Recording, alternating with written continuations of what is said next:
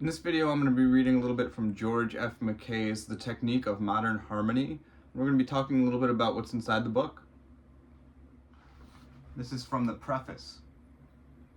At this epochal point in history, 1941, it becomes clear that the art of the early 20th century has reached a turning point, and that it is now necessary and clearly possible to make an inquiry into the artistic nature of the first half of our century from the standpoint of the historical and theoretical analyst. One of the central facts of musical history is that the harmonically new has been usually considered outlandish and chaotic at its inception. We have all lived through just such an experience, as the revolutionary music of Strauss and Sibelius of 1900 has become the conservatism of 1941, and as the whole productivity of the era 1900 to 1941 becomes clear and understandable, history repeats itself, and what at its origin seemed shocking, nebulous, and vague gradually emerges into human understanding as something really clear and coordinated. The combination of just such values with a vigorous original spirit is always the real essence of musical genius. Through this clear, critical vision brought by time, it is now easy to see that our era contained both characteristic strengths and weaknesses. It was a tremendously active and productive period in musical art, and its very fever of production brought about a certain diversity and seeming chaos. Among the weaknesses which must now be admitted were a tendency toward overemphasis upon intellectualism and subjectivism, and toward a retreat from nature and reality into sometimes arid realm of pure structure and color value. On the positive side, however, there has been a great creative surge of individualism, and especially in the realm of harmony, there has been a remarkable flowering of creative vitality. This came about through the inevitable freshening of the harmonic language which is necessary so that the basic values of melody, rhythm, and emotional expression may have new vitality in each new generation. And, as always, the new, even the magnificently coordinated, appeared momentarily chaotic. We see this clearly in the case of Debussy, once maligned, but who has become accepted and imitated as a world genius, comparable to Bach and Beethoven importance in the opinion of many critical intelligences.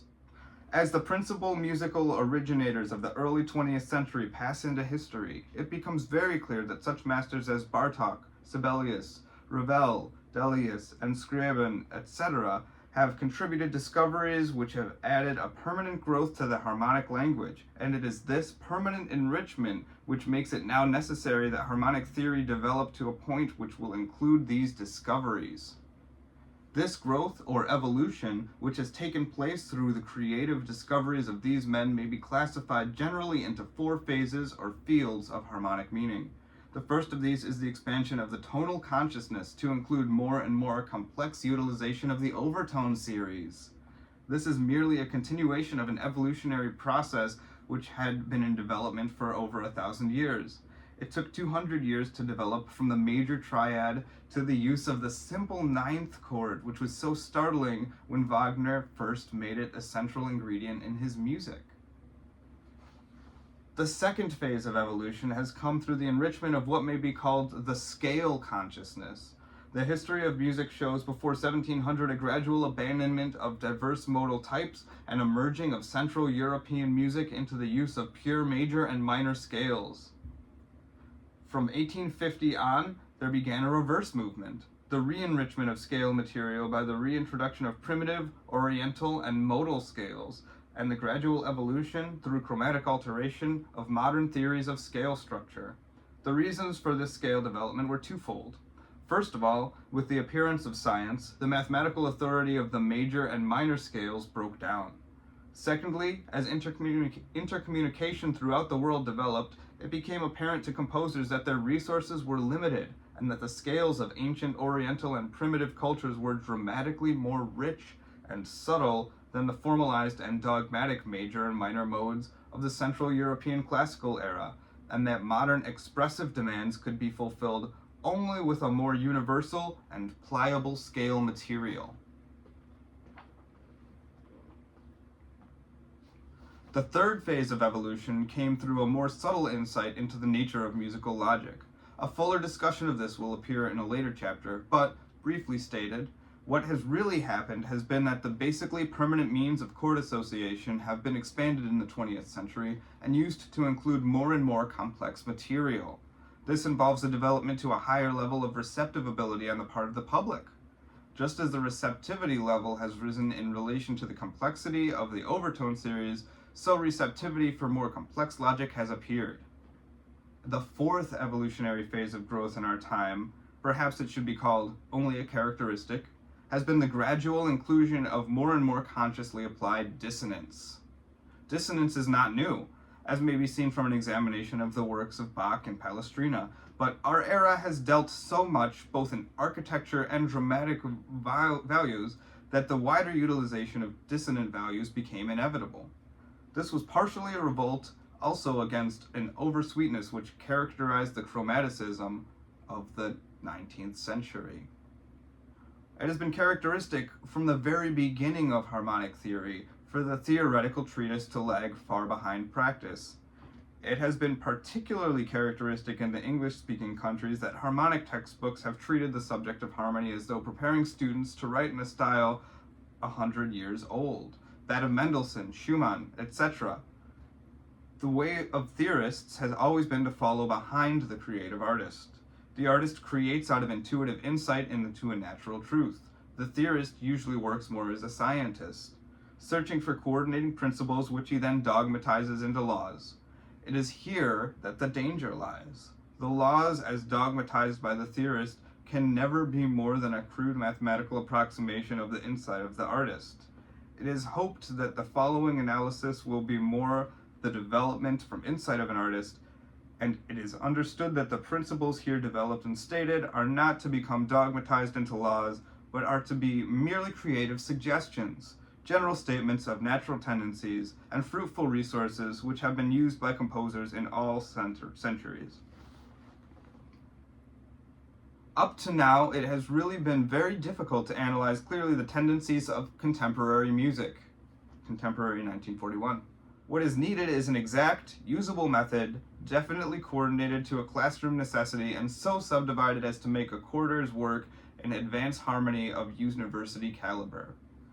At this point, it must be freely admitted that it is not possible to abandon completely the orthodox figured bass, diatonic harmony system that has so much the basic practice throughout the English-speaking world. An understanding of the new principles did not necessitate the abandonment of earlier theory. It only necessitates a going beyond and adding to existing theory, and such a going beyond presupposes a good training in the standard methods. The study of diatonic harmony not only gives proper historical perspective as to the nature of harmonic evolution, but it contains basic, simple material with which to develop control over fundamental harmonic technique. The difficulty up to now has been that the average harmony student, having gone through the orthodox diatonic studies, has come out of them to face a bewildering world of contemporary music for which he has had little preparation. It is the necessity of going on to further growth in harmonic development that has brought about the development of this treatise.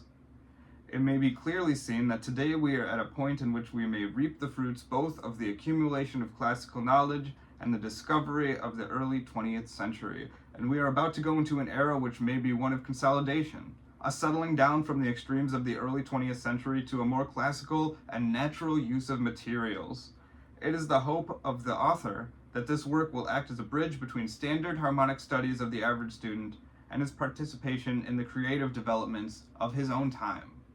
That was the preface to The Technique of Modern Harmony by George F. McKay, where he talks about what he expects to achieve with this book.